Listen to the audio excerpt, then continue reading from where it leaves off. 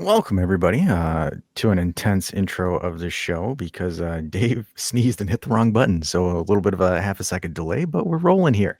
And here to break down this Euro trash weekend of Chelsea shenanigans, we've got German Dave, we've got Canadian Dave, and we're going to kind of speed round it a little bit. So I might up to the tone of my voice, just go really fast, just to throw everyone off their game. So how are you guys? Doing good. We're doing real good. Like and subscribe. Get into all the socials down below in the description. We are speed running this. We're going to try a different format today. We're within about 20 minutes or so. We're just going to Euro trash the hell out of this segment. Tell us what you think. Get in the comments. German Dave. If it's too fast for you, just hit times 25. I'm just excited half an hour before usual recording time, so I'm still a breathing human being, man. There you go. He's still alive. All right, let's jump into it. Chelsea, the big upset, if you will. It is actually, yeah, it is a pretty big upset. Though the only thing I find interesting is the my good old Chelsea stand friend is like, well, we had a harder path to the final anyways. Look. No, you didn't. No, you didn't. In retrospect, nobody cares because they won the trophy, right? Yes. So nobody will care about the path you took to the final. Neither do I, honestly. Just winning that final is for me good enough, and props for that, honestly. So you need what else do you need proof? They genuinely like manhandled PSG, a team that physically dominated like other European giants that beat other teams with quickness, with very quick short passing, with counterattacks, like so multifaceted. And just to get beat by Maresca, who honestly, let's say it like it is. Like, he brought some of that Italian physicality to that Chelsea team, man. You know what's ironic? It's more of a Juve style playing too, which I find it kind of ironic with Maresca ball. By the way, more decorated than Thiago Motta. Suck it, football hipsters. Hey, won 2 trophies this year, man. Yeah. And again, I just kind of want to give credit to him because, like, Chelsea, like, for example, though the XG is a little bit higher now, but like throughout the game, they were bullying the shit out of PSG and like creating off half chances. Like, if you're looking at the first half alone, like, their expected goal was like 1 at most, and they dropped 3 on them. And again, here's the funny thing about, again, this offensive play style, pressing this, press that, Goofdor wants to run and other modern coaches want to do. Your chance creation is a 0.53. Right? If you're playing against an actual team that knows how to sit back, absorb pressure, and counter, you're tactically fucked. Is there a lot of teams that know how to do that? No, but I think Chelsea just put out the blueprint for everyone else to copy. So, good on Maresca, and this is only going to raise his coaching stock as a manager throughout Europe right now. And to be honest with the Italians, good luck getting this guy. Oh no! I mean, he's going to get paid way too much for the Italians. No. He's so established in the Premier League now. He has a team with such young talent. I believe Chelsea is still, like, European-wide one of the youngest teams in terms of average age, like in the top 5 leagues. And yeah, man, it's incredible. Now, we also have to say, like, this is not a footballing miracle. They spent 1.5 billion euros, like, for the squad, so it was due to perform at some point. But we still have to give Maresca, and also, honestly, the scouting department, which put out there like a decent team that is very well balanced now, that from back to front is building up very quickly. Moises Caicedo, for example, like, learned in that Brighton school, like, receive the ball early, pass it really quick, doing those half turns, and adding on top of that, like, him just being a pure destroyer when he number one, man coverage as well. He can do that. He can do zonal marking. He can hold the other player. He has those, like, a bit of dark arts-ish moments where he can stop also the other team from building up. And that from back to front, man, like, the center backs are very good with ball playing. They had yesterday with Chalobah and Colwell, if I remember correctly. Like, and the team is very young, man. They still have potential, and if they just add here and there, like a couple of players, experienced players, or that explosive elite goal scorer, or the Rodrigo, for example, because nobody knows what he wants to do, because he doesn't get any playing time. Like, imagine they get a winger like that, for example. But they're very close to fighting up there with Liverpool, Man City, and Arsenal for the Premier League. Listen, the only fighting that's happening right now is this right here. Yeah, Luis Enrique. Okay, so this was a little bit blown out of proportion. This is embarrassing. We're going to talk about it because, I mean, everyone talks about the game. We like to talk about. And that's a typo. It says 3-1. Yes, I know, and that's why I chose this, because this is hilarious. India Today. So first I chose that's my newspaper, my favorite one. Yeah, sir, it's all our favorite. So I chose this because the headline was actually the least inflammatory, because the other ones were actually pretty bad. I'm like, okay, this is fairly neutral, and it is what it is, because Luis Enrique did come back and say, yeah, like, that's not what I was trying to do. I was trying to avoid that, and obviously emotions, things got blown out of proportion. But then I see India Today thinks that Chelsea beat PSG 3-1. That's ironic, and I'm here for it. I'm here for it. Oh my! It's too good. It is too good. Welcome to Mondays. So despite a little bit of humor, happens, man. Yeah, hey, man, it happens to the best of us. But right, but the best of us, PSG was supposed to be the best. Not only did they lose handedly, they got a little bit handsy as well. They lost their cool, man. They went into the game probably thinking they're the favorite. Mm-hmm. And let's face it, like, everybody thought that. Mm-hmm. Like, I always gave Chelsea the puncher's chance. Like, I never said like Chelsea has zero chance. Whereas, like, if you look online, there were lots and lots of people and Premier League fans of other clubs and all of that saying that Chelsea has no chance. And you always have the chance in the final, man. And then you have an Italian coach. He's familiar with the dark arts now. He has a physical team. Like, you can't disturb a top team like that. And it's a one-off game. And that stuff can happen. And yeah, credit to Chelsea. PSG, I don't know. It's harsh to say sore losers because they won that much this season.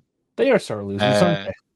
And yeah, they're allowed, man. Let's. It comes with the territory. Young team, young successful team. They lost their cool because they didn't get their way. Very, very young team, yeah. Listen, I am always a proponent for pulling Cucurella's hair. Unfortunately, that is a red card. But guys, it should have stopped at that. I heard he wanted it. I heard he asked for it. It's not the first time, nor will it be the last. No, definitely not. I hear his wife pulled his hair. Hey, you want an easy red card? You want to antagonize the other team? Yeah, let's pull his hair, man. Pull his hair. Yeah. I heard he moans. Okay, so this one we'll just kind of gloss over. It's just worth mentioning. Honestly, MODRIC, Milan, it is official. That's a big move. Good for Milan, man. That's a good move. Fuck yeah. Let's see how he does. Obviously, he's up there in age now, but he still got it. Dude, it's not even. Allegri will cook with him. It's going to be so. This is beautiful. Max will cook with him. Yeah, I don't think that he will start the majority of the games. I still think like it will be a bit of a smaller role, but certainly bigger than what he was playing with Real Madrid. Like, Allegri will be able to get out of Modric what's left. So I'm going to use this next little point here as a segue into your guys' main point that you want to talk about, because Arsenal, it's close. It's not official. It's pretty close. News is trickling through. EuroDive, 73.5 million euro. Arsenal from Sporting. It's a bit, when it becomes official, we'll get more official about this, but it's on the cusp, edging. guys. No, it seems to be almost done. The reports from Fabrizio as well that Sporting's representatives, sorry. Yeah, representatives are in London talking about the bonuses. Like the fee is pretty much agreed on, is from what I'm understanding, and they're talking about the bonuses, the structure, how easy are they to get, and a couple of million here and there. But yeah, I think it will be done. All right, so something that is done, MADUEKE.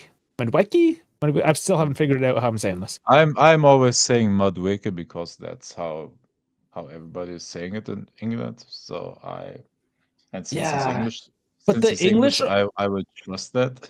The English are the worst at English, though, right? Yeah, ironically. Yeah. Ironically. Right. All right, German Dave, whip your stuff out. No pause. Yeah. Whip it out, baby. Yeah. No, it's funny because the Gyökeres thing and MADUEKE are so intertwined. The Arsenal fans were losing it because like there was like Gyökeres talks for weeks, for months now, and they haven't progressed like the talks like actually, and then like Arsenal goes out there during the Club World Cup and signs Noni Madueke. Another player from Chelsea. Like if you think about what they spent for Chelsea players, that is actually crazy. Like buying for that amount for your players, and Havertz being the latest example that they don't like. Raheem Sterling on loan. Yeah. And they were infuriating to take a Chelsea player that I if I remember correctly didn't pass like the 10 goal mark even in the Premier League, and spent I believe 52 million pounds, 61 something million euros on him. And rightfully, like the fans were infuriated with that because like what they needed was a striker. And in this window, they signed two defensive midfielders, Zubimendi and Norgard, and then went out and bought Madueke. And yeah, the fans thought that they don't have any direction. And now, ironically, like a couple of days later, it's almost here we go for Gyökeres. And I think, and because they couldn't be patient enough, like for a couple of days more, they went to Instagram and accent all of that. Attacked Madueke, which was horrible, and all of you like fat snobs that are sitting in front of a screen and think know anything about football, like leave those players alone, man. Like Madueke is not a scrub. Like he's a good player. Okay, he may not be worth those 60 million 55 million pounds, whatever, blah blah blah, euro. Man, I'm Close German, enough. man. I don't know pounds. It's almost the same. It is the Premier League tax, my friend. Leave the poor player alone, man. Like it's not his fault that you are entitled pricks, man. Like now you're about to get your Gyökeres, get another center back in Mosquera, who is, in my opinion, one of the like best center back like talents that is out there because he can literally, he's the full package.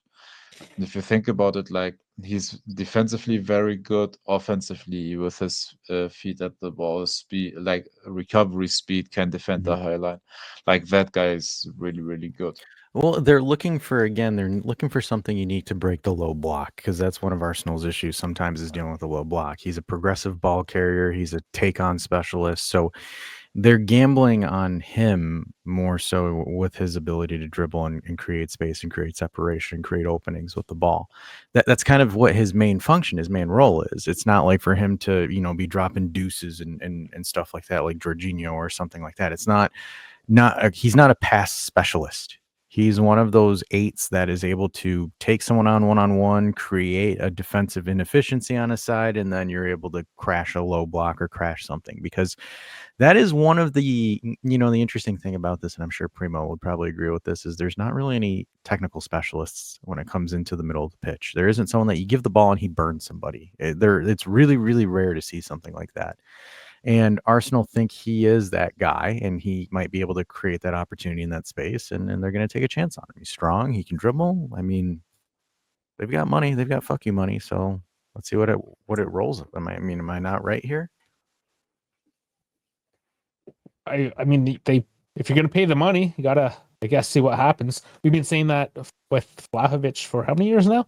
Hopefully it works out. 50 million in the Premier League translates to like 20 to 30 in Serie A. Yeah, and that is true. 50 isn't egregious. Not with their revenue. Yeah. I mean, we can make so many examples of $50 million players. That is the definition of a 4th/3rd stringer. That amount of money in the Premier League. Like in Serie A, that's, again, you better be a damn fucking good starter. But again, we got to take into perspective because I already know it. I'm going to hear it from Serie A folks. Well, oh man, this MADUEKE guy, 50,000 and he's shit. And it's like, dude, we have to take it's different money over there, man. Like they deal on complete like other realms of money spending.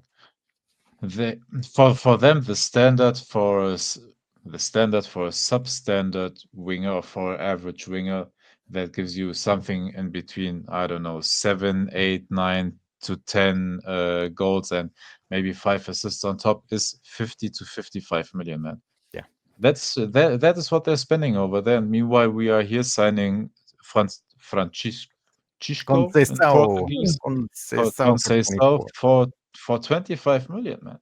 That's a good deal. Plus the loan, yeah. So it's like 35, but still, yeah. No, but even then, like 35 is a great deal. And do you remember, Dash, when we had the debate, what would be a good price? And I think honestly, if you pay just 25 million, that's good, man. Good deal. All right, Canadian Dave, we got to be on. We got 3 minutes. Yeah, we're trying to keep it tight, guys. I'm going to tease Thursday's Juve Central show with some more Arsenal news because we're gonna. It's transfer season, guys. We have to get into some of the fun stuff. So we're going to talk about Thomas Partey and his allegations that have come forth, and how Arsenal once again is fumbling everything. And I heard Lamine Yamal had quite the 18th birthday party. Before we go into that 18th birthday party, which we weren't there, so neither can we confirm nor deny, what people are bringing up in that Thomas Partey news saga that that appeared is how come that stuff comes out now, or the allegations come out now, that like immediately after he didn't extend the contract. Oh, you know why. But we're going to talk about that live on Thursday. Just wanted to mention that. Like, I'm not accusing Arsenal of anything, but the timing was a bit suspicious. Dave can't leave his morals at the table. He's got to be like, you filthy bastard, dickhead. All right, what do we got? Yeah. That's it, ladies and gentlemen, boys and girls. We'll head this one out until the Juve Central show. And be careful how you spend your 18th birthday party. Don't hire other people as entertainment program. We're a midget-friendly channel here. Hey! And on that note, make sure you give us a small little like and a subscribe, and we will catch you guys on the Thursday show. Little people?